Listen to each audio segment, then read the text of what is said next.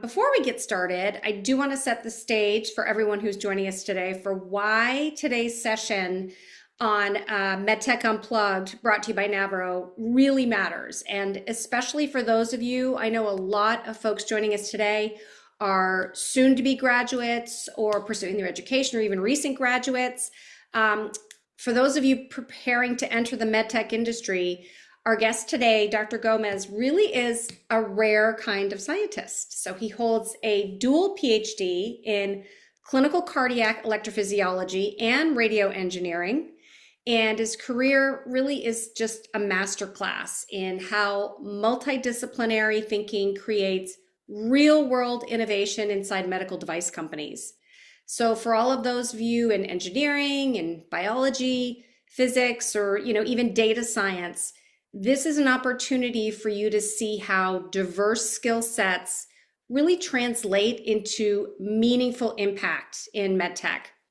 And Dr. Gomez has taken complex theoretical knowledge, turned it into technologies that really shape patient care, and we'll talk about how you can do the same as you build your career. So if you are new to our community, or if you've missed any of our previous MedTech Unplugged sessions, you can always catch up at the mynavro.com site, our homepage, under webinars.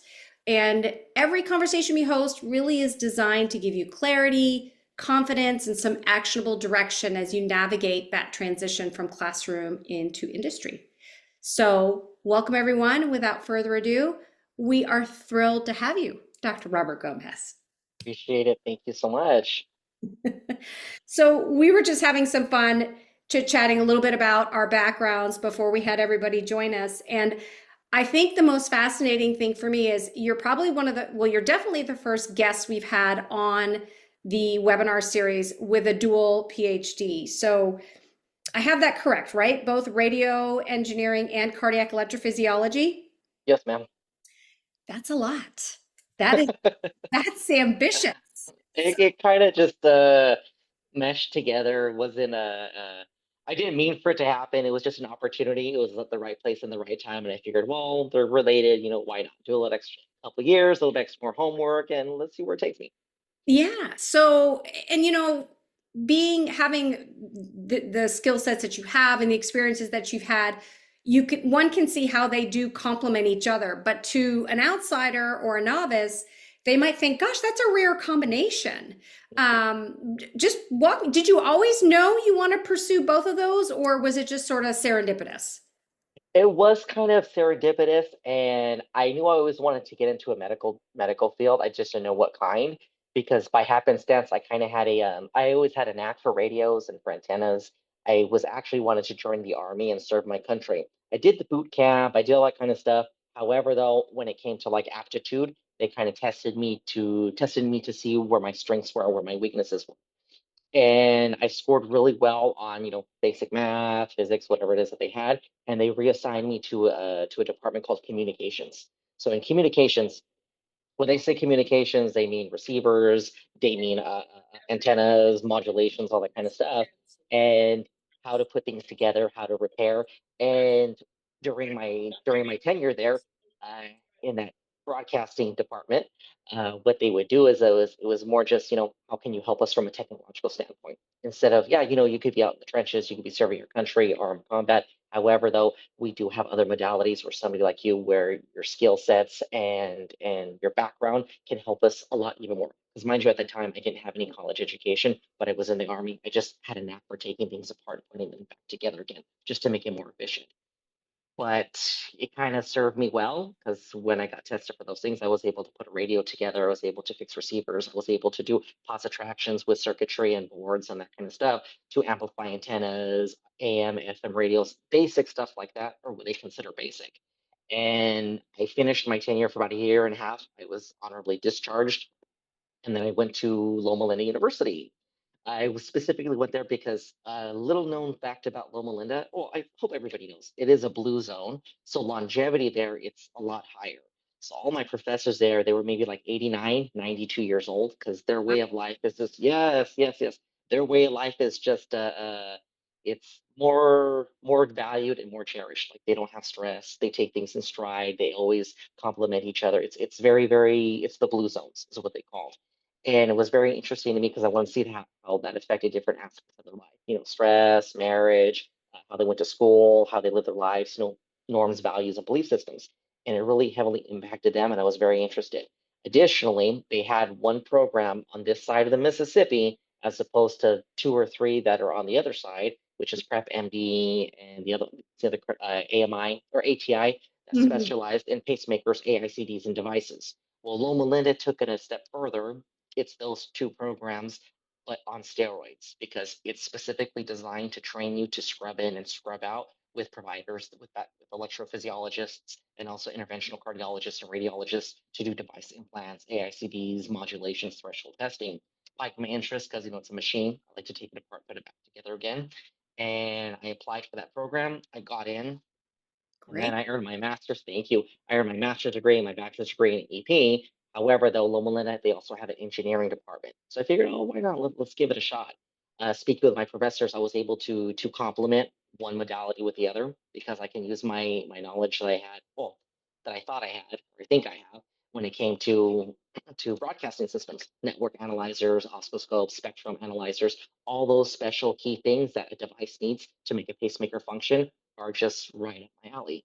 It's adding a couple wires here, amplifiers there, transmitters or whatnot, so that way we can establish Bluetooth technology. So we're able to get all the tracings and all the transcriptions from heart rates and heart rhythms to our pacemakers, AICDs or ICDs. So it was kind of a win-win situation for me because they already knew the math and the diagnetics behind it. It was just completing a little extra schoolwork and a couple of extra years and really honing down so that way I was able to earn those two degrees in those two facets. Just a few extra bits of schooling there. Yes, a lot. And they make it very fast and comprehensive at Loma Linda because I don't know if anybody knows Loma Linda University. Like they don't have football teams, they don't have baseball, they don't have any of that kind of stuff there. It's strictly academics.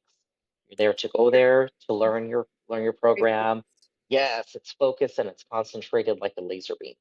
It's year round, mind you, there. I mean, once it's a commitment because it's just private school, so you are paying the money to get a good education.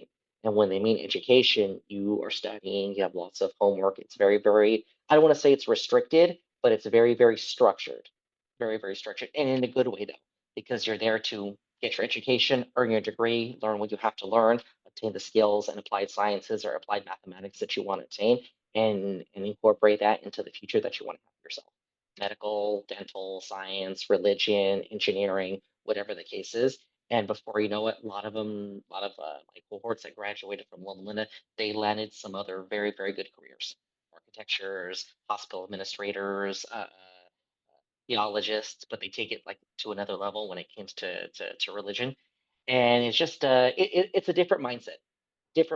I went to USC or UCLA for 1 year, just like just to see what kind of the academic is. It's very good. It's very comprehensive. Don't get me wrong. Some of those schools are absolutely amazing, but they differ from Loma Linda because there's just I don't want to say there's no fun, and that's okay. That's all right. If you don't have baseball, they don't have any of that kind of stuff. There's school spirit in a sense, but Mm, school spirit in a community sort of way. yeah, it's very focused in an Correct. academic sense. Yes. Well, and your path has kind of done a little bit of this and then brought these two beautiful degrees together into what you're doing now. But I'm sure along the way, you started with the military, and then you with Loma Linda, you've got these two dual degrees. I'm sure you've experienced some uncertainties, some complexity just through this transition. Many of our attendees on the call today are probably going through a similar process where they may be at crossroads with what they're studying or going through transition. What's some advice you can give them about just kind of navigating that as you went through it in your journey? So navigating it, it's all about a perspective of what you want to do with your degree. Now, if you're going into an engineering route, please, by all means, you'll know that you'll get some absolutely fabulous careers. Civil engineering, mechanical engineering, electrical engineering. There's always a need in the medical space for that. Funny story is, um, persevering, my friend, she got her degree in chemistry. and she became a pharmacist. And she goes, well, I don't want to work in a hospital. I don't want to open up my own pharmacy. Well, she got a job working for uh, a vodka company because you need the number of starches, you need the number of sugars, you need the number of distillations, and they have a team of pharmacists that are able to do sliding scales to make sure that recipe is just right. Well, who would have thought? I thought it was just a machine that does it for you. But no, you need a pharmacist, you need a chemist, you need all those people that are qualified individuals to make that product very, very enticing and to make that product attractive for consumer goods. Who would have thought a pharmacist needed for a beer company or for a vodka manufacturing? This is the first I'm I hearing did it. it. Yeah. Yes, yes. So it might take you in one direction, but navigating where you want to go, it's always going to be what's your passion. If it's to help people, if it's to become surrounded by medtech innovators, if it's to become an entrepreneur in your sense, which is what I've seen a lot in this day and age with this generation, my generation.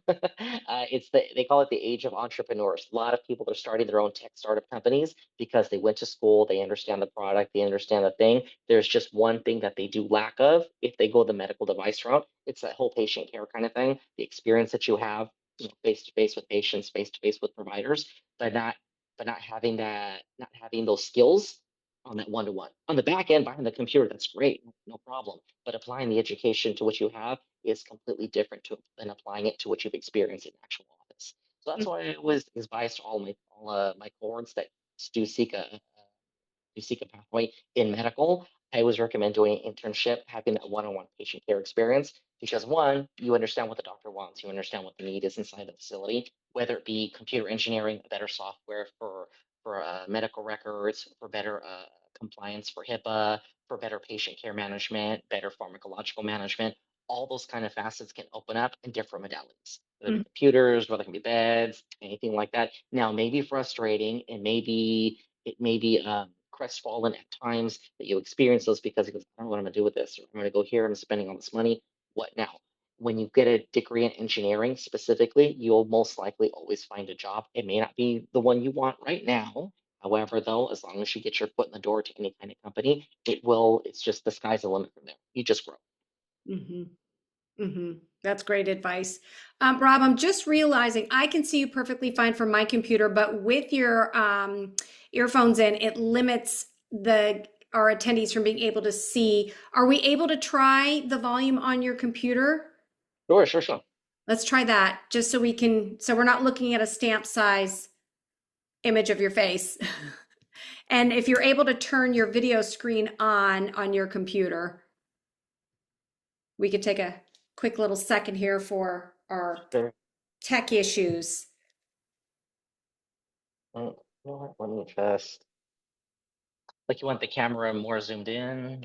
Well, we're just seeing just a postage stamp size of you in, Oh, yeah, yeah. I think because it's pulling from your phone and not from your computer. oh, okay. I can just. Yeah. Uh, There we go. It comes through. I've got a dual monitor situation. So of course I was looking at one and then Is this better? perfect. Oh, Perfect. great. There we go. Okay. Well, let's go through. So, of all the different roles that you've had, engineering, research, clinical, even product facing, what perspective, and you mentioned communication skills when you were just chatting and being able to have that clinical ability to communicate with patients, with clinicians. What's been the most valuable in your current role? Well, here at Siemens, I'm the senior director of all engineering. When I was terminated at my job, when I was the virtuox at a prior one, blessing in disguise, I was scooped up by Siemens. And what they did was they put me specifically just who knew they had a radio engineering department. I didn't, never heard of them having it, but they have one because they wanted me to do field measurements, site surveys, dive tests on rooftops, towers for safety compliances, create schematics, test reports, logs, that kind of stuff to ensure that we are in compliance with software-defined radios, test prototypes, 5G, and then in a couple years there'll be no more 5G. There'll be 6G and IoT. Yeah. So they needed somebody for experimental purposes on those projects, but more in the healthcare perspective, because now with new and improved ICDs and pacemakers, they're moving away from Bluetooth technology, and they want to use this one that's new experimental, IoT2, It's a new one. I can't go into specifics. I hope you understand why, but Yeah, just the basics of it. It ionizes the air around your body, so that way your own body recharges the device itself, rather you having to have a generator change. that's amazing. But that's kind of where they put me in charge of those certain projects, and it just made me a better person, and it made me a better perspective because one, it's new technology, it's innovative, and healthcare will just continuously grow up, and it's just going to get more advanced. And now Siemens is now launching off a sleep technology platform for patients with obstructive sleep apnea and central sleep apnea. So they put me in that role to kind of manage just the engineering portion of it for Bluetooth antennas. And recently I was reassigned or voluntold that I am now in charge of other departments, mechanical, electrical, physical engineering, so that we were able to facilitate more consumer products to hospitals. Specifically, oversee it. I thought it was kind of interesting itself myself. They want to now introduce what do they call it? They're called line of sight for new ICD implants. So that way it's smaller, it's more durable, and it's more reliable, and it's explainable. Kind of like they just want to make it smaller and make it more efficient. Smaller, more personable, faster. Yes. Yeah. Faster, that's the key. They want results at your fingertips. And it's getting there. I must admit it's very compelling technology. So in your role, you're covering a department over a vast number of products. What can you even describe what's a day in the life like for you? Sure, sure. Day in life for me is any manager, you're always working, even if it's 8:30 to 5 on your job description. We know it's not 8:30 to 5. You're working constantly. It is a 24/7 job, but as soon as I come to work, I greet the department. We have a once a week call with all the engineers. We go over reports, we go over decision trees where the FDA needs us to have room for improvement, where deficiencies at, and then multiple projects that we have. For example, this excuse me. One good product is or one product that we go over is when the FDA requires revision or a decision tree. One of them is called the Genio. It just got FDA cleared, and they were assigned it to us Siemens to ensure that the wires that are being implanted, that the efficacy is there, so that way the patient gets the benefits of therapeutics. Now, what Genio does, it's for patients with sleep apnea. Instead of this new device called the Inspire that sends off electroshock to the hypoglossal nerve to shut down or to bring your tongue down. It's two wires that goes on both your tonsils. So that way it gives off electrical stimulation to make your tongue go down so you can breathe better while you're sleeping. So one of those products that we have that's assigned to us, we understand what the FDA needs. We go through their clinical trials. We go through their beta testing, what requirements we have, what they need, population. And it's kind of carved out project by project. And it's my job to lead that team of engineers on each product to understand where we need to improve at, so that way we can get FDA clearance for it and we can launch it to consumers, our integrated health systems, providers, or whatnot. And then after we come up with these, we'll call it compliance report. After these compliance reports are issued to the engineers under me, then we move forward to other day-to-day operations. Day-to-day operations are what has come back that's broken, what has come back that's reportable, what has hurt patients, what has put harm in our patients, and then how are we able to make that product better and improve it? Was it efficiency with training of the doctor? Was it a manufacturing defect? Was it ours? Were there design flaws? Those kinds of modalities that we take into consideration for any product that leaves Siemens Healthineers. That especially our pharmaceutical drugs. For example, Bayer. Bayer is one of our biggest partners, because even though Siemens is big health, they also are pharmaceuticals as well. So we produce certain peptides that go into Bayer. Even though Bayer is a separate company, we produce certain peptides that are actively inside of aspirin. Same thing with Volkswagen and the Skoda Works. Wow.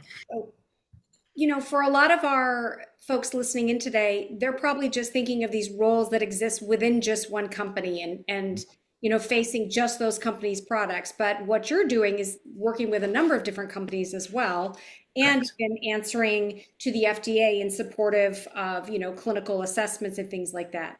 So what is that experience like when, it's not just, I just work with this company and their products from, whether it's preclinical, post-clinical. but it's serving your customers, if you will, are all these other companies and their technological needs. How does that sort of dance differ from I'm just working just with one company and their products? Absolutely.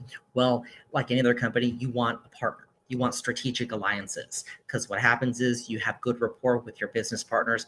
For example, here's a good one. Little known fact: Boston Scientific pacemaker devices. They're made from technology from Biotronic. They kind of complement each other. They're competitors technically. However, saying though is they do business on the back end.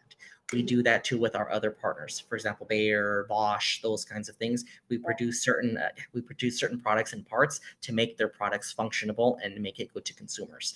Now, with that being said, is we have to ensure that it's a brand.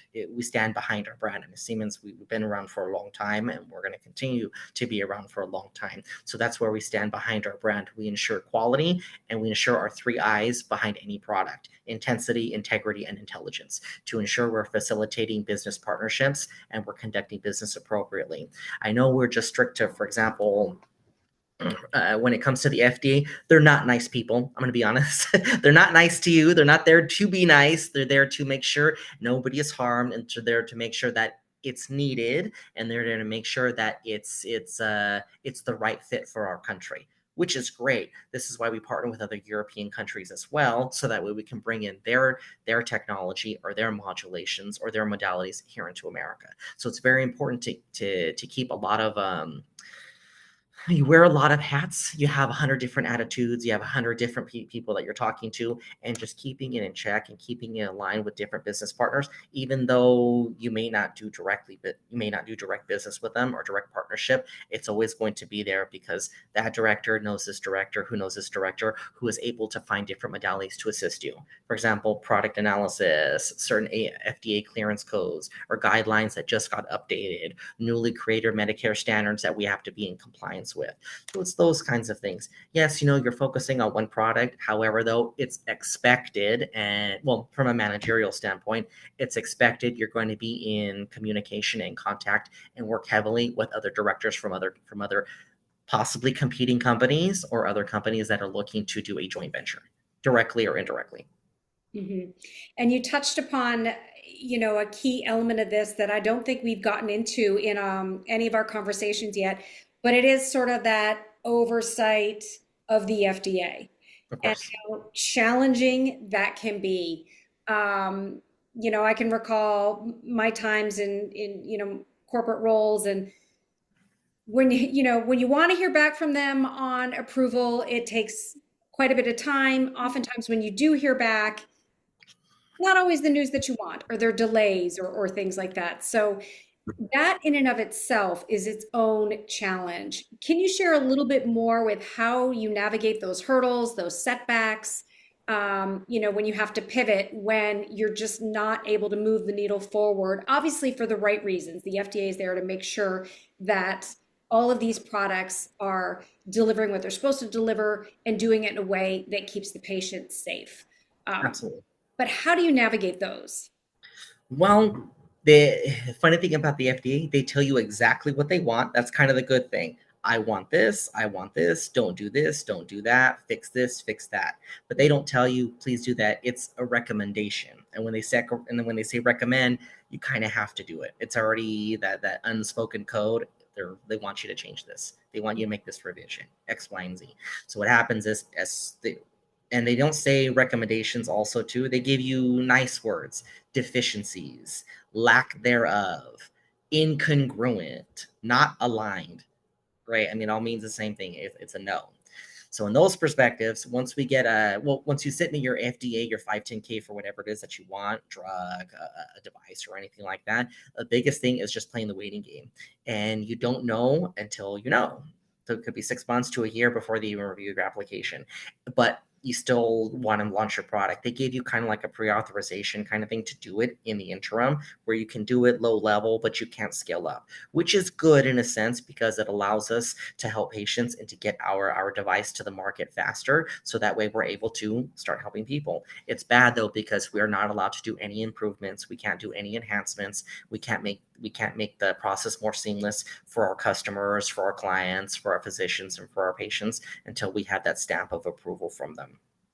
And then another hurdle is, oh, they gave you approval, and then 6 months later they changed their mind. Oh, well, we made a decision in such a rush. I mean, take this out, or this should be this color red instead of green. And they might be minuscule to us. However, though, it's their guidelines. It's their world. We live in it. So that's the one thing that's a real drawback, because once they give you a clearance or they give you approval, more often than not, I'm sorry to say, they change their mind in a whim.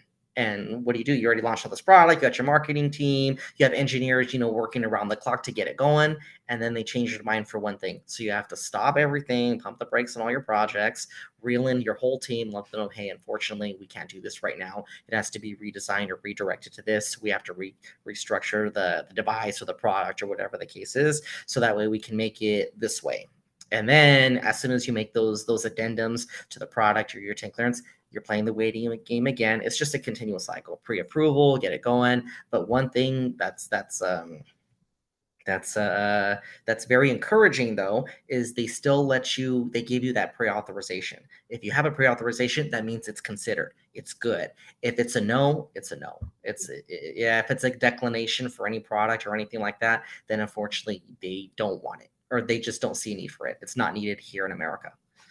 We've had experiencing like that. Unfortunately, we just have to put it on the shelf and work on something else. So it's time, effort, and it's commitment from engineers, from all their auxiliary staff, doctors, corporate lawyers, everybody putting their heads together to make this product work. And when they tell you no, then all that is, unfortunately, it's for naught. And what a setback. I mean, Yes, gotta be, yes, I can yes. imagine there's probably some incredibly promising technologies that you've had to just sit and watch them get shelved because of situations that just don't get approval. Absolutely. And a biggest letdown is they don't even give you a reason why. It's not medically necessary at this time. But this is great though. This can help you breathe better. This can help you see better. This can help you walk. But it's just quote unquote not needed at this time. Gosh. Okay. And All right. So what do I know, right? well, and it doesn't end there, right? Once the product is approved and it's out in the market, there's post-market analysis going on and Exactly. monitoring, you know, making sure that it's continuing to perform as it should, that the side effect profile is as expected and all those things too. So the process continues on, correct? Absolutely. Absolutely. Yeah. Well, to pivot a little bit, you've had so many different experiences, and in your current role, working with so many different business units and companies and products, our students today, as they're trying to figure out, okay, I know I want to go into medtech, how can I identify, what part of the ecosystem aligns with my strengths? What advice would you give them? Sure, sure. Advice is, if you're a computer person, please by all means think of a dual modality, because this whole AI thing, it really is, it's in hindsight, it's chilling, because the computer now can leverage its own leverage faster than you and I could process, which is good in its bad kind of way. Gathering information, that's great. However, though, if you're looking for like a software engineering degree or something in development or anything like that, please always have a backup plan in an actual engineering degree. For example, electrical, mechanical, something where you can build, you can design anything architecture that's in the medical space. Catheter analysis, let's see, stents, those kinds of things. Because I would always recommend people shy away from Microsoft, Google. They're great companies. Don't get me wrong. I don't want to name bash anybody. However, though, those jobs are now too far in between, and they're a dime in a dozen. If you're going towards medtech, stay in medtech. Stay in your Biotronics, your Boston Scientifics, your Medtronics, because those are global leaders. Those people, they're not going anywhere. They rarely lay anybody off if you do your job and you do what you're supposed to be doing. And one, they have reps out there that are just gathering more customers or more clients, and they're acquiring companies and acquiring new technologies. Because rule of thumb, I'm sure this is made. This is for public consumption. Big companies like that, they put very, very little into R&D. Very, very little funding goes into R&D because it's easier to just acquire a smaller company that's come up with this great product and assume their team so that way they can manage it and develop it and make it better. But I always recommend everybody, if you're going to do medtech, stay in medtech.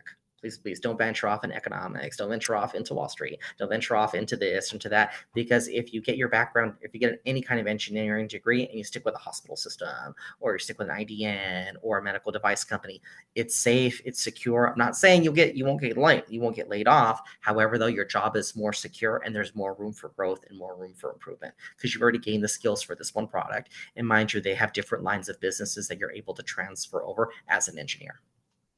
That's great advice. That's great. And of all the different roles you've had, which one has been the most challenging? Most challenging, current role or like previous jobs? I'll let you choose. Great. Well, this one company I was with, it was called Virtuox. I was brand new to this kind of business. It was home sleep testing. That's all I did was sleep apnea testing, pulse oximetry, overnight ox, that kind of stuff. Didn't know a thing about oxygen, didn't know a thing about sleep, was not well versed, was not well educated, and it was a new role. And they hired me to be a manager of it. Didn't know anything about machines sleep wise, but I have to learn the product. I have to interact. So what I did is I kind of put like this disguise on, hat and mustache and everything, and I kind of did ride-alongs with the sales reps, field clinical reps, clinical specialists, or whatnot, so I could gain an understanding of how they're able to approach that aspect, patient care, how their devices work, what doctors are specifically looking for, what a sleep test is, what is best for continuity of care in lab sleep testing or home-based sleep testing. So I really got my hands I just took a nosedive in it, and it was a really good experience. That one-on-one interaction when it comes to doing ride-alongs and looking at the sales rep aspect so they can see from their eyes was just very compelling. It was very rewarding because what it did is it brought me back to reality, saying what my frame of mind or what I think are good ideas probably aren't going to work for what a doctor wants. Because here it's all math and numbers and logistics and all that kind of stuff. Well, when you're there, speaking to providers, you're doing that one-on-one experience, you understand what they really truly need. Give me what I need, or give me what I need. Don't give me what you think I need. And your favorite role? Favorite role here, it would have to be here at Siemens. Here specifically, before my I don't like to brag, before my promotion to director of all engineering, I was just director of broadcast engineering. Favorite role here is because I already know what I'm talking about. It's either high frequencies, microwaves, satellites, lines of sight, those path loss, because I already know what it is to make the frequencies a lot better. Like what we're doing right now, like on the Zooms, that's broadcast engineering. The line of sight, the modulation, the transmitters, the transmitter to links, all that kind of stuff it's right up my alley, and I know exactly how to fix it. If a Bluetooth inside of the computer broke down, I'm able to repair it. I like being hands-on. However, saying that though is when you step into my role, all that hands-on, it gets taken away. You can't do that stuff anymore. Now it's more delegation, which it's good, but now it's rewarding in a sense because I give my previous experience or what I've learned to make it better to people that are just starting out. Kind of like that whole little grasshopper or that whole Mr. Miyagi thing, wax on, wax off. You do it this Yes. way, we get it better, makes it better, X, Y, and Z. Let's move on. So that's the most rewarding part of my role. Yeah, I'm delegating to like 300 or 400 employees. However, though, I'm making them better. Yeah, it may be hard. It's tough love sometimes. However, though, it's not because I think they're bad employees, but because my experiences can make their knowledge and their skill set a lot more seamless. Got it. That's wonderful. And it comes with all that experience that you've had. You probably in this role can enjoy that more because now you can give back. Absolutely, absolutely. Well, we're going to open it up to questions. We had quite a few that came in before we began. So I'll get to some of those. So for those listening in, please feel free to put it on the chat. You can email it in and I can access that. Before we get to that, however, uh, one fun thing we like to do is when we host a MedTech Unplug, we like to ask one of our guest speaker, what question would you like to have the next speaker answer? So previously we had Dr. Layla Sabat, who is the product development manager over at Abbott Labs in the peripheral vascular division. She teed up the question, knowing what you know now and all the education that you went through and your whole work process in your career, would you do it exactly the same or would you have changed anything? If I was a Superman or if I was a superhero, my superpower would be hindsight. But to answer your question, I probably wouldn't change anything. I probably wouldn't change anything. I think everything is good. That means it's my zen. It's Okay. everything played out the way it should have. The hardships, the schooling, the dedication, the time, the commitment, the determination to get where I am today is just maybe a better and stronger person. I never thought I would work for Siemens. I never thought I'd be a director here. Who would know, right? All these people here, they all speak German. They come from Bavaria. They come from these other places around Europe. And these people, they have like dual masters. They have like 3 or 4 PhDs. That's not me. However, saying that though is, You have a dual PhD, so yeah, sure. these people take it up a notch. They were pharmacists before. I'm like, that's not me. I just went to college, did what I was supposed to do, and that was it. But to go back to your question, I would not do anything different. Only reason why is because things played out the way they should, and I'm very thankful because I wouldn't be here if I didn't make the choices I have. And it's just sticking with education and sticking with the medical space. And did you have that conviction going through, or is it only kind of now as you look back, you know it was the way it was supposed to be? Sure, sure. I did have the courage of my convictions that I thought I could rely on. I mean, I'm not going to lie. There were so many days I could say, no, I need to quit. This is too hard. You know what? I can't do this. You're broke student at college and you're just trying to make it and you're just trying to get by. However, though, when times get tough, you just stick to your work. You just bury yourself in your work, your school. You do what you have to do because you don't have time for anything else except to just pass your class and move on to the next assignment and move on to the next challenge. That's in corporations. I'm sure you know, Jenny, we don't call them problems. We call them challenges. These challenges that There are we face. opportunities. Yes, opportunities. We don't terminate, we offboard you. You learn a lot of these corporate terms, a lot of these corporate things when you become a manager, so that way it makes you more effective. So to answer to go back to your question and to highlight it, no, I would not do anything different. There were some challenges, but you just got to struggle and power through because in the end, as long as you apply yourself, it's going to be tough. It's going to be hard. God, I've been there. But just applying yourself and just making sure that you can get the work done and you believe in yourself enough, put all setbacks behind you. I know life throws curveballs at us all the time. God, I face some all the time. I'm facing some right now. But just putting those convictions in front of you and just having the courage and the vitality to move forward and just accomplish your goal and earning your degree and getting a safe and reputable job and helping patients, it's all worth it. Well, that's fantastic advice and incredibly inspirational. So I hope everybody listens and takes that to heart. We are going to open it up for questions. I did have a couple that came through, so I'm just going to grab these and fire away. So let me see the first one here. Okay. What project types, internships, or research experiences should students prioritize to make themselves stand out? Sure. Depending on what type of modality you want, I always recommend all of medtech students to get in that patient care aspect.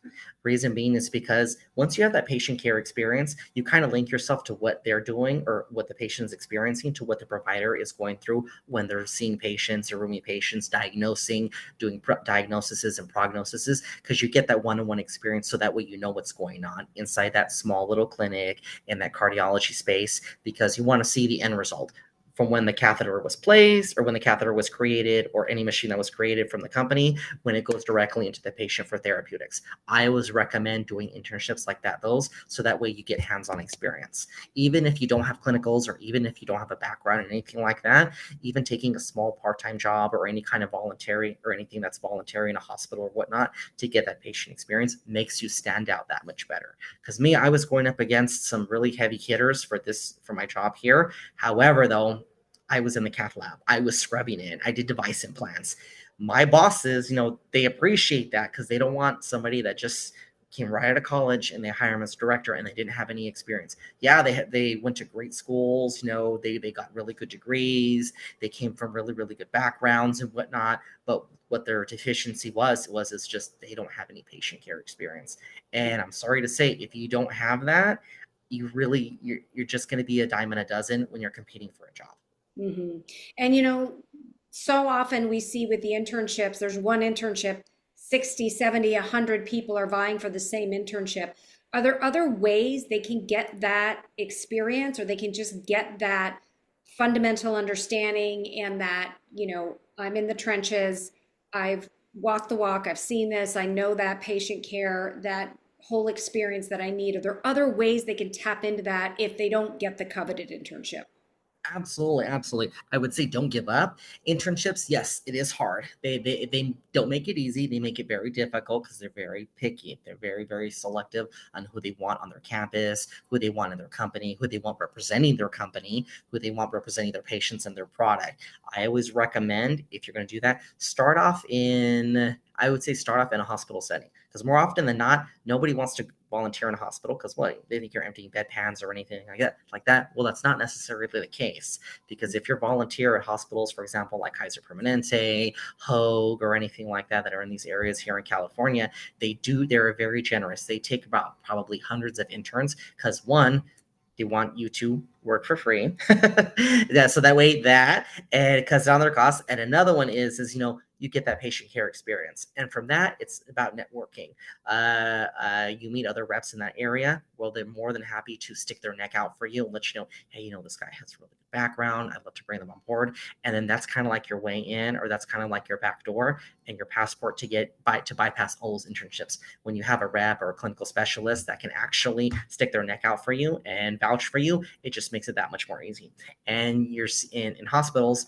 Do you know how many hundreds of reps go in and out of those places every single day? I mean, I'm sure you can connect with at least one. Yes, you can connect with at least 5 or 10 in 2 or 3 hours, and they'll always give you good routes. They'll always give you good advice. They'll always tell you where to go or what to do when it comes to internships or what to put on your application.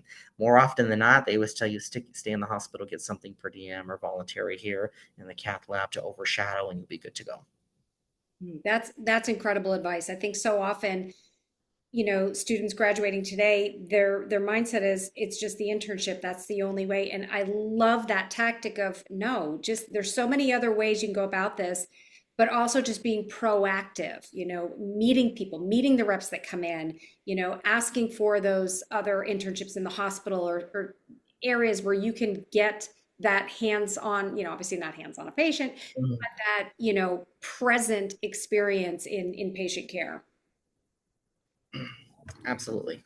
Okay, another one that came in, looking ahead, if you were to look ahead 5 to 10 years, and you touched on this, the world in medtech is changing so rapidly, whether it be, just the technological advancements, whether it be AI, whatever it might be, where do you expect scientists, especially multidisciplinary scientists, to have the biggest impact in medtech? Biggest impact. Well, I would say probably more startups, for more startup companies, more startup techs. Reason being is because, again, big companies, Medtronic, mine, for example, sometimes Boston Scientific, those places, they don't improve their product. They spend very, very, very, very, very, very little on engineering. They don't need to. They don't have to. They already have a company brand. They already have a name. They're already on the stock exchange. It's just easier to pull resources, financial considerations, and financial resources to acquire small startup companies that have a good idea, that pass a feasibility report, and they already have an FDA clearance. Those are those are the three key things that bigger companies love to see, because they don't have to sink any resources into it. They acquire the company, they add it to their portfolio, and before you know it, you're a part of Medtronic. Before you know it, you're a part of Abbott. Mm-hmm. Recommendation from that perspective is it's just going to it's best to start out for the small guy first, Mm-hmm. so that way you get in the trenches. It's a lot of hard work. It's tech startup companies, it's a lot of work. I mean, I when I worked for for a startup company, a very small one, they were just producing antennas for electric bikes, so that way they can broadcast like a GPS thing without actually having a ton of it. It got acquired. It got acquired by I forget. It got acquired by some type of Japanese company for aerospace or anything like that. But backtracking a little bit, small startup techs is where I would recommend going, because if you're looking for a bigger career opportunity, I mean, the sky's the limit. Before you know it, knock knock, somebody's knocking on your door asking or wanting to buy your company for $2 billion. Yeah, let's do it. Not only do you go with that company, they put you on a salary, they put you on they give you all these nice perks to maintain the product, improve the product, make sure it's safe for patients, make sure it's in compliance. Because one, they don't have the resources to do that, because again, nothing gets put into R&D. They rely on the company itself that they've acquired to maintain that own division, so that way it's you're in your own bubble. So recommendation is if you're passionate about new technology and new innovations, I would always recommend a smaller startup company, and then growing from there or blossoming from there. And on the flip side, if you really enjoy, being part of that big, large organization, how would you recommend, okay, if my goal is I want to work for Medtronic, how do you get in the door? What would you recommend? Sure, sure, sure. For example, Medtronic, you're looking to get an engineering job. What happens is it might not be the one that you want. It might be the first available, and that's great. But as long as you have that patient care experience on their resume and you have a good book of business, well, I shouldn't say book of business. I should say uh, acolytes to back up your experience on that. For example, I hired somebody that used to be a software developer, but software developer for Fuja, that app for food and whatnot to bring you on. Well, Yes. I'm like, all right, let's give the guy a try. And because we're short a couple of software developers back end and front end, I'm thinking, all right, well, let's hire him. Turned out to be the best thing I ever did, because one, it's app based. They already knew how to do all that kind of stuff on the phone. I'm not good when it comes to apps or software developing. He knew PHP, JavaScript, all that kind of stuff. So I would say having as many acolytes and as many experience under your belt, especially that whole patient care experience, because this guy, not only did he work with Fuja, he used to work at McDonald's, but in IT in McCapco in Chicago, Illinois, and he would see what people order, how many Big Macs they made. So when they have the AI, that's how they're able to design that whole self thing for you to buy food right then and there, or have the AI take your order at the drive-through rather than somebody asking you what it is. This is what it is. Is that correct? So from that perspective, getting that hands-on experience, it's always compelling. Whenever I see hands-on experience, patient care, oh, you worked in the restaurant, that kind of stuff, it lets me know that you were on the trenches and you feel the pain of the product, you feel the pain of the consumer, and you feel the pain of the company that's trying to make the product better and make it better for the consumer. And it's those transferable skills. It may not be the job Absolutely. that you want, but it's getting that experience and those transferable skills that can lead you to the one that you want. Correct, correct. In engineering, a lot of it's all interchangeable. You may not be good at electrical, but you can transition over to electromechanical, or you can transfer over to quality. You can transfer over to product. And there's always facets, and there's always different modalities in a backup in an engineering degree where you can flourish in medtech. And that's a perfect segue into the last question we got that came in, and it's something I experience a lot when I'm talking with universities that we partner with and their graduates and their soon to be graduates. There's this tremendous vacuum in knowing what's even out there and what is a position that they are suitable for just graduating. There's so many different roles, as you just kind of touched upon. There's quality, there's product development, there's interfacing with the clinicians. I mean, and all these devices being smart now, they've all got mechanical, electrical, AI, you name it. There's so many different facets of engineering that go into the components of it and the functionality of it. How do candidates even begin to start understanding or learn about all the different roles out there that they would even be good candidates for? Absolutely. Well, staying in your arena.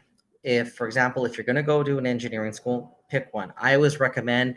It sounds easy, or it sounds hard, or vice versa, or whatnot. Stick to what you're good at, and then just build on top of that.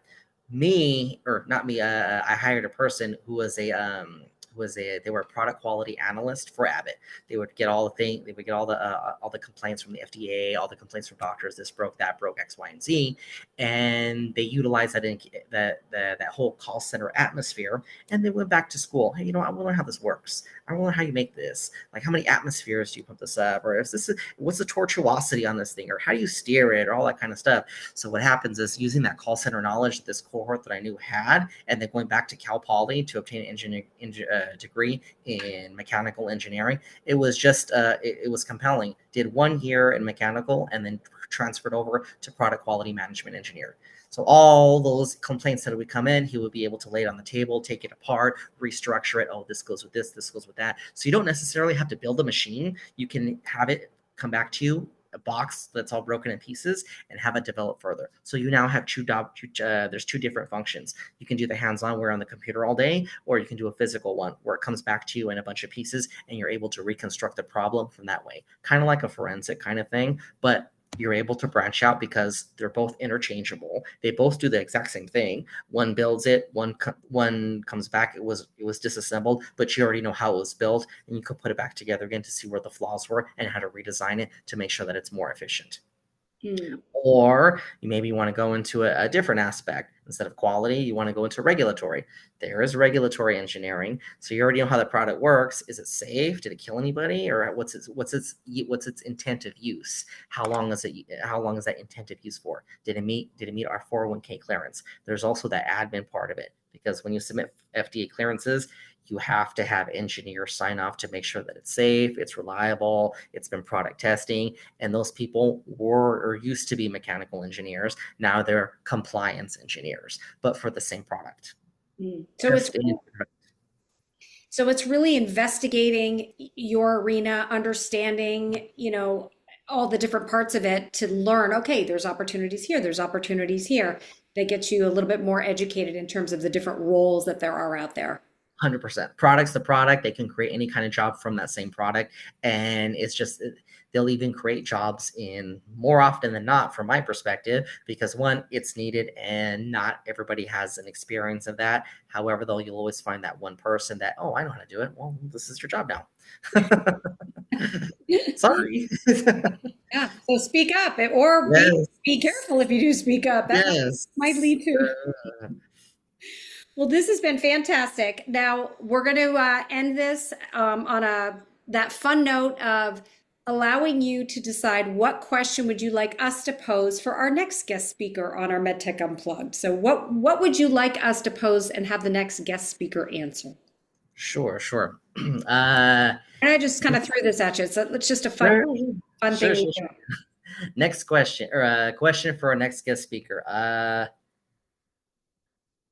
The role that you had today, would you choose a different job tomorrow? Oh, I like that. Okay, I'm just making a note. Okay, great. I've got it. Well, thank you so very much, Dr. Gomez, for spending some time with us today. I know it's been incredibly fun for me to hear all about your experiences and your roles and how your degrees kind of meshed together and led you to where you are. For our attendees, if you have additional questions, please email them in. We'll make sure we get those answered for you. And as we wrap up, I just want to thank you all for joining and for the thoughtful questions. It's sessions like these that are designed to help you really just see beyond job descriptions and understand the real skills, mindsets, and pathways that shape a rewarding career in medtech. So if today's conversation sparked new ideas, or if it revisits any insights you've had, you'll find the session along with previous MedTech Unplugged sessions at mynavro.com under webinars. And it is a growing library. It's built specifically for students and new graduates and early career engineers and health science majors who really want to stand out and make smarter moves in their medtech journey.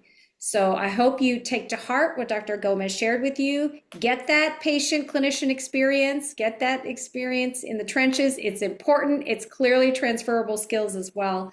And thanks again for being here. Keep learning, keep asking questions, and we'll see you next session. Thank you so much for joining us. Take care, everybody. Thank you. Bye-bye. Bye-bye.